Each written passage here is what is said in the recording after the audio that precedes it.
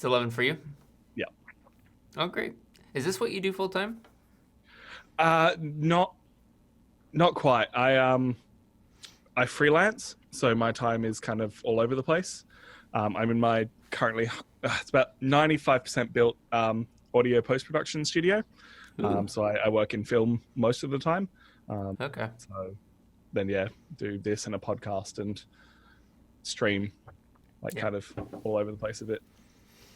It seems like a pretty good business to be in, especially for Nerds of the West. 100%. Um, it's yeah, it's how we all met. We all met at film school. So So can you tell me about that story? Like, how many people do you work with, and your time together at film school? yeah, so when we started, there was 10 of us. That's dropped off a bit just as people work. So there's about seven, let's say seven of us. I'm sure I'm forgetting someone. Seven of us who all work together on Nerds of the West at the moment in various different roles. Nearly everyone's on camera as much as they can be. So Reese, Lachlan, Beck, Chris, and I all met at film school um, in various different ways. I don't think I had a class with Reese until like third year, but he was always that super. He was super into magic, and that's how I got into magic Mm. through those guys. And then Billy, Callum is my younger brother. He doesn't get on camera as much nowadays because his work schedule's all over the place. Um, Billy was his housemate when we started. They went to high school together, so I've known Billy for years. It was like Billy's into board games. Billy's got the time. Bring Billy along. Right. And then Callum and I used to work together at a department store, and Bree worked with us. Um, So does everyone get to rotate being on camera or being behind the camera or doing editing? Pretty much. I do a lot of the editing. Chris edits his own shows and some other stuff when he's got time, but he's really focusing. He's just started up a series called Back of the Binder, which is a magic show where he makes decks out of really trash cards. Um, so he's having a lot of fun with that. So he edits that. Bree's edited before, Beck's edited before, Lockie I think has edited like one thing. But because I work freelance, I've got more time. Kind of comes down to me. Most people know how to do camera stuff, or we've taught them how to do a lot of it. Hmm. Just last week, we handed over the reins for our live streams over to Billy and Chris and just let them run it for the day. Had a few audio issues that I had to step in and fix because that's like the one thing that only I lean that everyone pitches in as much as they can. Okay. So is it something that everyone's doing it for fun? Is anyone getting paid? Do you hope to start paying at some point? Yeah, we'd love to start paying people at some point, but we're just not raising the revenue at this point. We Okay. have hit the mark on YouTube, hit the mark on Twitch, but all that money's funneling back into the channel. So for advertising and anything that we need to purchase, yeah, we'd hope to get it to one day to the point that people can actually work it as a job, but not quite there yet. Yeah. It feels like you have a big enough group where if people start following you, they can have like people that they love the most, and you can see their character come out in the videos and follow along and make it a really fun cast. Yeah, that's exactly it. It's a lot easier to have variation, and I personally work better bouncing off other people, so just having more people to bounce off just works really well. Yeah. So what are some of the main videos you make? Because I know you do Twitch streams. What other kind of videos do you do on the channel? A lot of it at the moment is let's play and playthrough content. That was kind of the start of it. Was we kind of saw that gap where no one was really doing kind of high quality let's play content for board games. So we're like, we can do that. We've got the skills.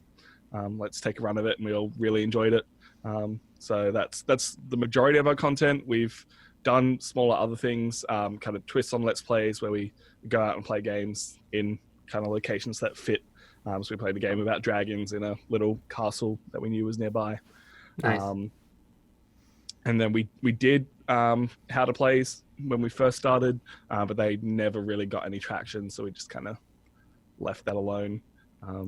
Okay. What are some other things you've tried but then just let go?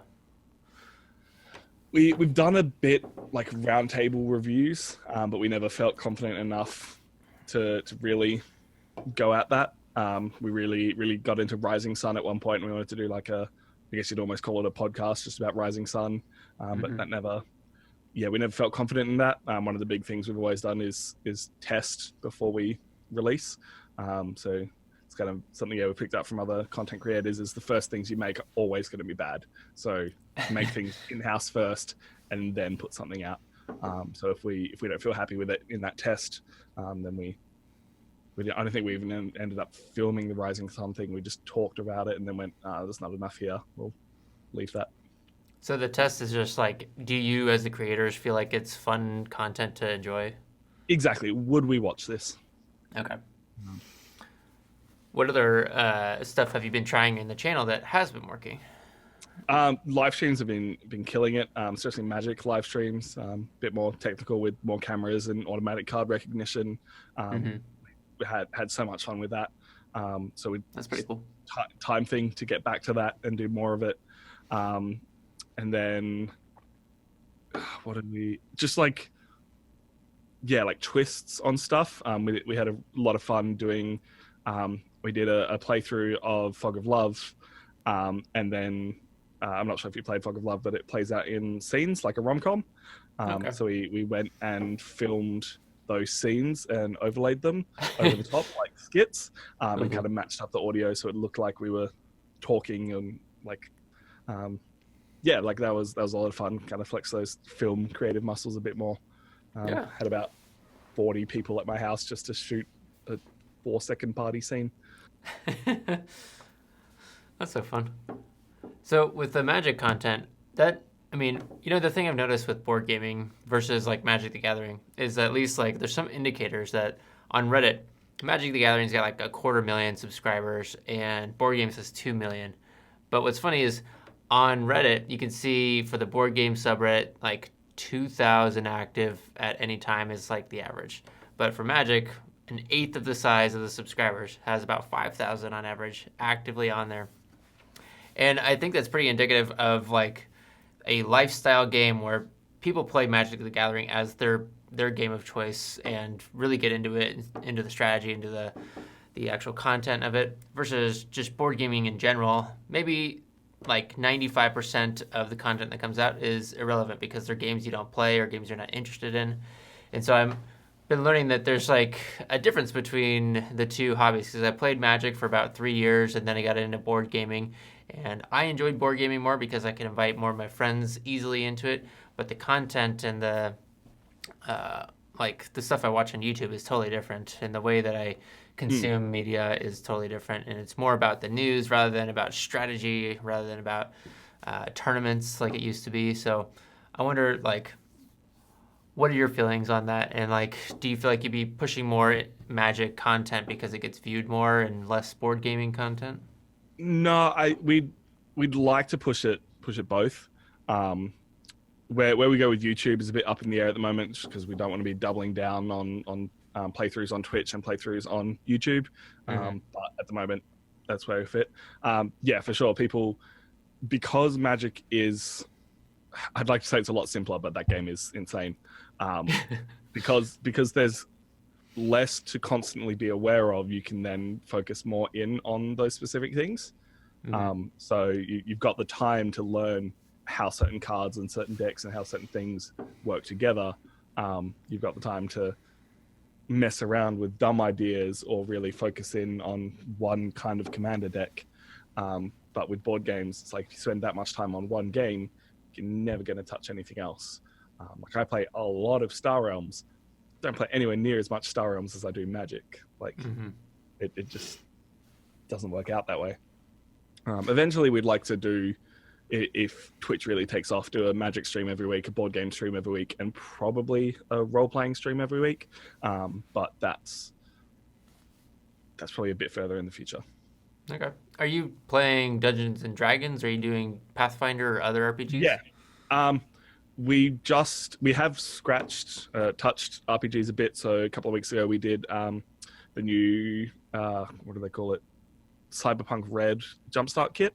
It's the companion to Cyberpunk 2077, comes out next year. So that's been a lot of fun. Lachlan really likes Pathfinder, really likes Starfinder. I reckon if we were to do RPGs, we'd start with Starfinder, just because like no one else is doing it, and RPGs are a really saturated market, so you got to stand out a bit. But I personally play in a 5th edition podcast, and that's probably what I prefer. A 5th edition podcast. So like you're playing, but it's all being recorded. Is that the podcast? Yeah. Very cool. What's the name of that podcast? There Be Dragons. There Be Dragons. Yeah, not the greatest name because it doesn't show up in Google so much, but makes sense in this realm of the story. So yeah, it's a fun name, but I guess in terms of SEO, it's not the best choice. Really doesn't work, especially because there's a film called There Be Dragons, so there's always going to win. Yeah, that makes sense. How long has that been going on? God, we started recording that before we started Nerds of the West. So that was 2016, but we didn't release it until this year just because things got in the way. Yeah. So I do all the audio on that, but someone else edits it because don't have time. They're the one who run it. They're the one who edits it. That's fine by me. That makes sense. So it sounds like you're trying to do maybe like right now you do about 1 video a week. Is that right? And you're trying to hope to get to more? Yeah, exactly that. Because of the length of our videos, it trying to pump more out just doesn't happen. Like if we could commit full time, I can pump a video out. We've had to do it in like 3 days. So record one day, edit the next, and thumbnail and sound after work the next day, and have it out by when we normally release. So like it's possible, but when everything else is going on around that, it's not so likely.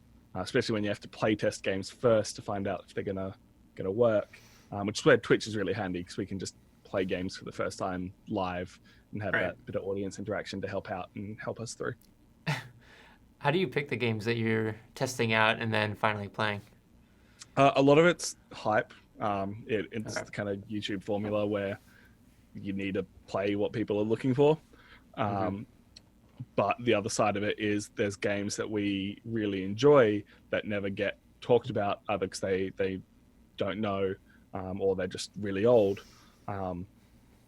So a lot of it is I'd like to say every month, but it's probably even more than that now. We just sit down for a day and just be like, cool, we haven't played this yet.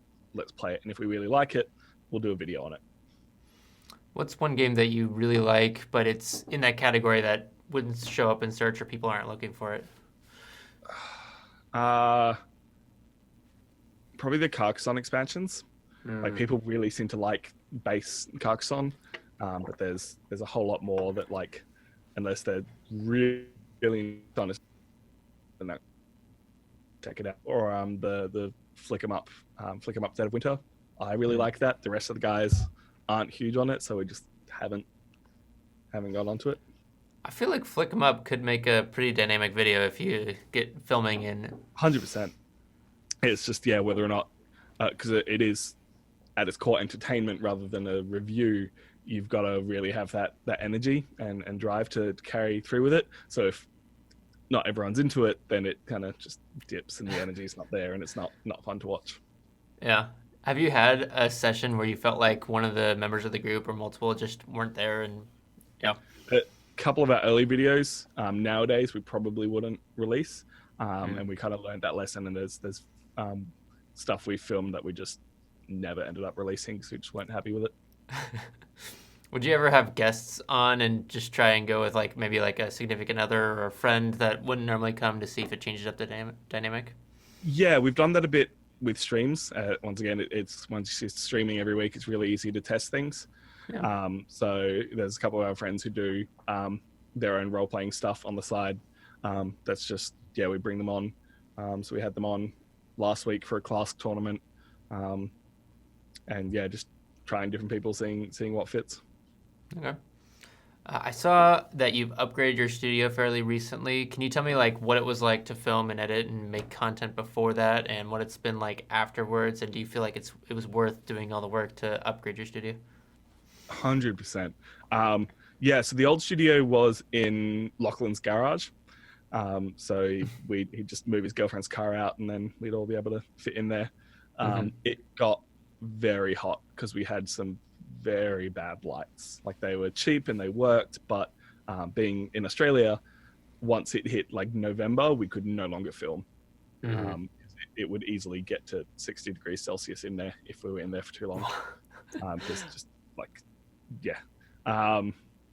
cameras would shut down once they got to that heat. Like it just didn't work.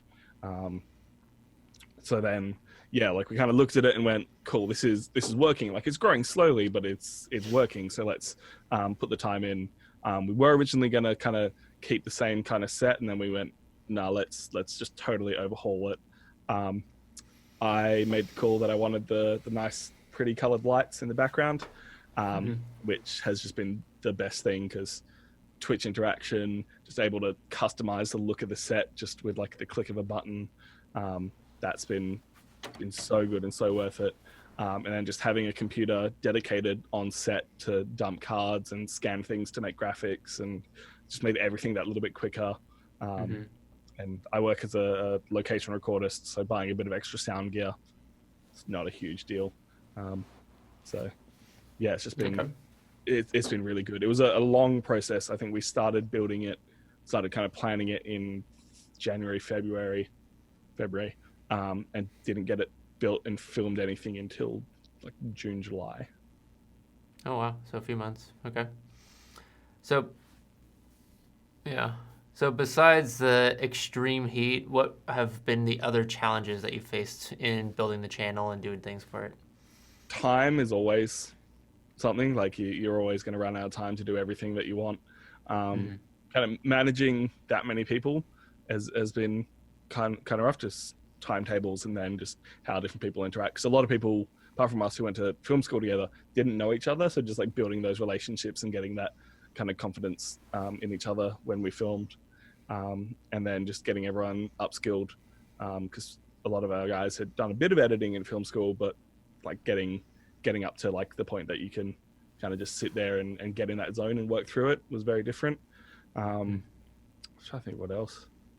Social media. I am trashed here with social media. Like anyone who wants to start making content, you've got to be on top of your social media presence.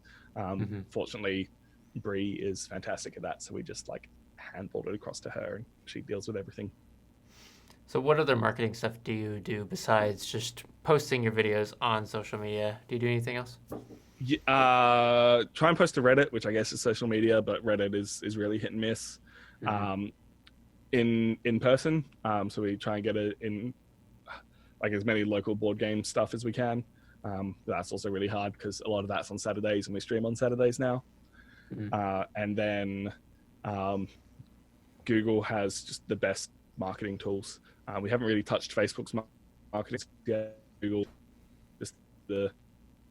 even just a small budget, and they'll promote your video to people who are already looking for that kind of stuff on YouTube. And you really see an uptick in what people are looking for. Oh, yeah, that makes sense. I haven't thought about ads on YouTube specifically. That makes a lot of sense because then, like, if you're in the noise of like 10 other people that are reviewing the same hype or playing through it, it helps to be at the top. Yeah. If you could magically do anything to upgrade your studio even further, what would you add to it? Oh, so much more soundproofing. As that I've just finished building my studio here, and I'm like, cool, I can make something like this smaller, put it on the walls, make everything better. Because we've got a slightly oddly shaped room, so a lot of anything below like 150 hertz just really sounds like trash. So I'd love to soundproof a bit more, which I'm going to. Just I'm not the best at building this stuff, so getting people in to help me do that. And then better magic card recognition. That's just hard because we can't code, and getting something that can let us like zoom in on cards. We don't like have to have magic card recognition to like play Star Realms, so we can just like have a really nice zoomed in camera that can just show what card we've got. But that's proved to be a bit difficult just because of how heavy cameras can be. Yeah, that makes sense. If you were to like talk to someone who's a aspiring YouTuber or Twitch streamer, what would what advice would you give them and how to start? Like maybe it'd be intimidating seeing the quality of your videos and like the multiple angles. Like, do you need all that to start a channel? No, not at all. We did it simply because we had the cameras already. Mm-hmm. Nearly all of us had the same camera, so we could just get it all in. It would all work really nicely together. As I said earlier, the biggest thing is test things first and then release. Like it's going to make things that bit slower, but once you've done it a few times, you are going to get so much better at it just by doing. And don't be afraid to release stuff. Like as much as you've got to have your standard, don't overthink things. Be able to just be like, cool, this video is ready, put it out, move on to the next one, because you are going to learn by that. And don't be afraid to, like, when things don't get views, doesn't mean it's a bad video. It just means you've got to learn the YouTube space. YouTube is very much changed over the last few years at how they recommend things to people. We were kind of unfortunate that we started uploading right as that all hit. So all that stuff that we'd filmed in a certain way and planned in a certain way of releasing suddenly had to change. So you've just got to stay on top of how YouTube works just as much as you would how a camera works, how an editing program works. So is there like, how would you find out how YouTube works? Like because I'm starting my channel, I'm trying to learn how to get subscribers, how to get more videos out there, and all I'm doing is just doing a video a day to help push through. Personally, a lot of it's been, but very fortunately, YouTube's run an event or two here in Perth that we're able to go to, and they've had people talk about kind of what's working at the moment. Forums are always good. I haven't really found a good YouTube Reddit, but YouTube Facebook groups where people are talking about what's working for them and what isn't. Because YouTube just changes their algorithm without telling anyone. So you just gotta just be finger on the pulse of what everyone else is doing. Which the easiest way to do that is collaborations with people. If once you know people, you're already talking to them. That kind of talk just comes naturally because it is the business side of what you're doing. Mm-hmm. So I saw also in the studio tour that you were considering using the equipment not only for board gaming content, but video game content as well. Is that something you've started or tried? Yeah, so we did a bunch of video game content back when we were filming at the old studio. When it got too hot, we were just like, cool, let's just sit inside, film some stuff.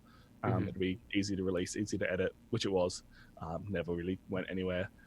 It's just kind of the plan for how our channel works. Like we're board game content, but within the shell of kind of those larger YouTube groups that other people are doing.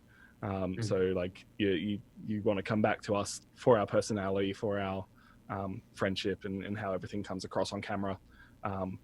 And that can come across in any form of games. Again, markets, we'd have to do something kind of, I guess, when we're already a bit more known. So people who are there hopefully for us will be like, okay, we can watch this. We're not just here for board games. Right. So when thinking about board games, there's all sorts of things I think about from the board gaming industry, like the cons and the releases and all the independent publishers going on a Kickstarter or the big ones just releasing into the public. Like, what do you feel like is happening in the industry that's different now than it was like 5 years ago, 10 years ago?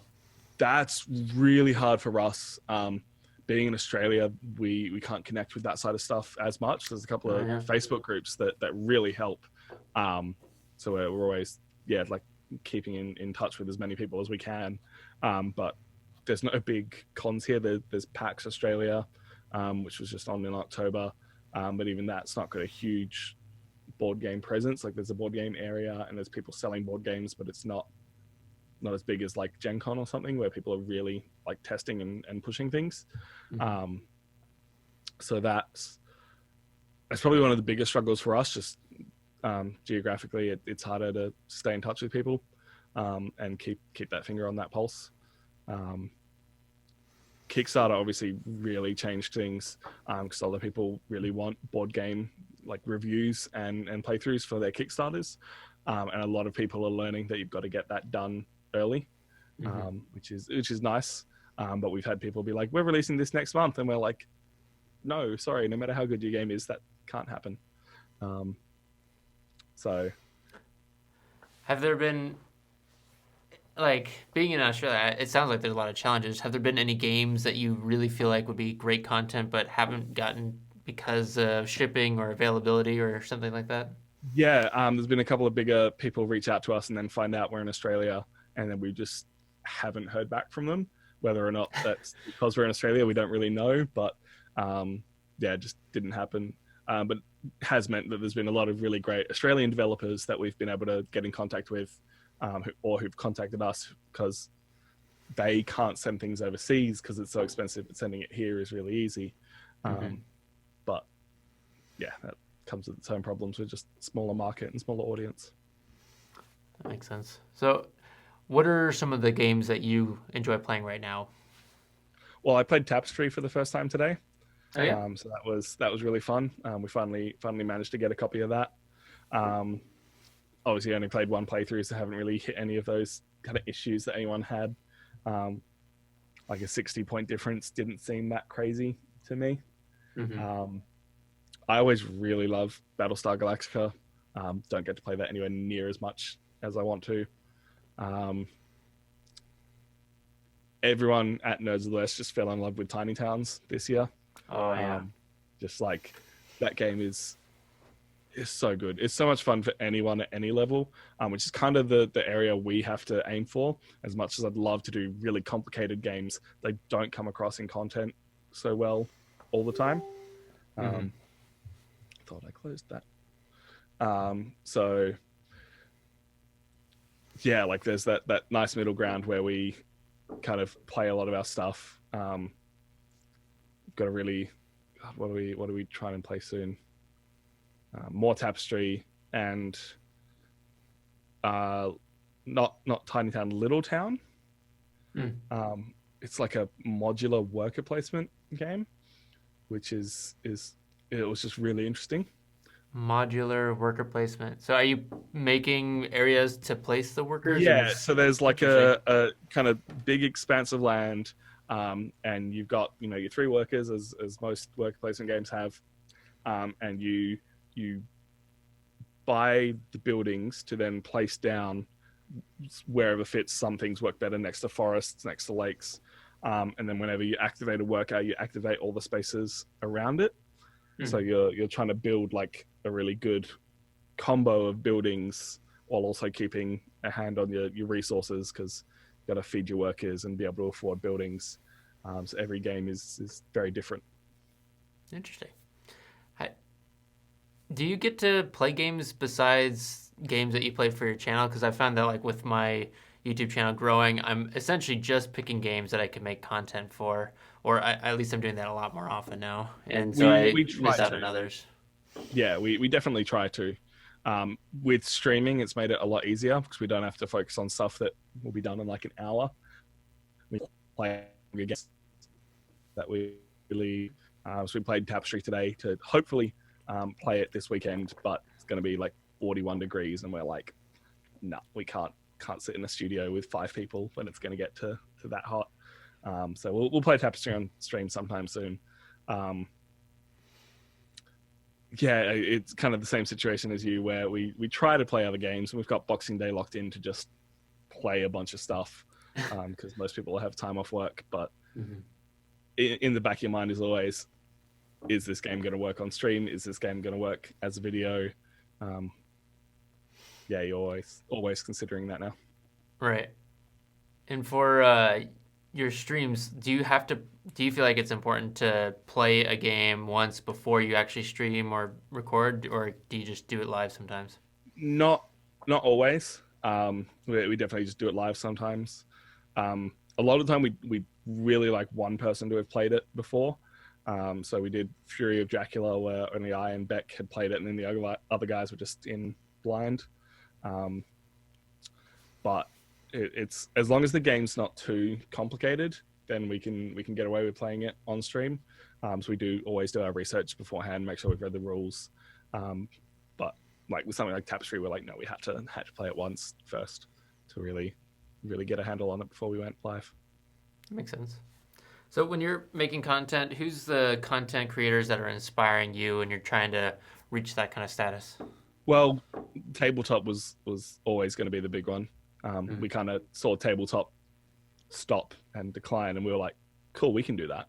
Like, we might not be Will Wheaton, but we can do that kind of content. And then after we started doing it, Funhouse and Achievement Hunter started doing board game content. So kind of matching their kind of what's working for them. We're playing different games to them, but that kind of fun style was what we were going for. So seeing what works for them has really, really inspired us. I'd love to do more just really small games like Werewolf and Coup, and just you can do a couple of rounds of that and kind of see how people change and evolve as that game goes, which is always really fun. And then Shut Up and Sit Down, I think, are the like top tier of any board game media. Like to do anything with the passion they do would be awesome. Not to say we don't have passion, but those guys are. They ooze of passion. Do you have a podcast for Nerds of the West? No, at this stage we just kind of stick to what's working. Not that we don't think a podcast would work, we just don't know how we'd format it. Whether we'd do a Nerds of the West podcast as just like generic, just like what's on our mind at this stage, or focus in on board game issues. It's kind of that board games are what's working for us, but it's not all we want to do. So yeah, and just time, and whether or not we do a live stream podcast as well. Like, that's a whole other thing to consider. It's interesting. Would you say that the board gaming industry is growing to be more mainstream? It feels like it's a trend here in the US. Is it the same in Australia? 100%. And you can see it in what videos of ours are popular. Exploding Kittens is our most popular video. And if that's the most popular board game, even though it is so simple, then yeah, board games are more mainstream. But as the tide rises every ship, as board games become mainstream, then the more complicated games get more exposure. You can see Stonemaier being like one of the bigger publishers at the moment, and everyone wanting to get their hands on their games, and Wingspan selling out like crazy, and that is not a simple game. So yeah, I just got to play Wingspan with the European expansion, and yeah, I really like the purple eggs. I think even though the new cards add stuff that's fun and everything, just those purple eggs made it worth it in my mind, at least. So if you're growing your channel and over the years getting to the point where you can do it full time, like, what does it look like in 5 years from now? Are you making videos every day? Does your content look different? What are you expecting? Yeah, 100%. I'd love to get to the point that we're releasing something every day and streaming kind of as much as we can, whether that's streaming as a group or streaming solo. There's a couple of guys that do bigger group stuff, but like while one person's editing a video, other streaming, we can do that and work through with things. So I think once we get to that stage, that'll work out. Definitely diversify our content, probably do a podcast, definitely do more video game stuff, and just like probably more like YouTube-y stuff as well. Like, we're on YouTube, it's okay to do that kind of stuff, even if we start as a board game creators. Okay, cool. What about you? Is that where you're kind of aiming for as well, or? Well, I mean, the primary thing that I'm building is boardgameatlas.com, and so the YouTube channel is a way to promote that.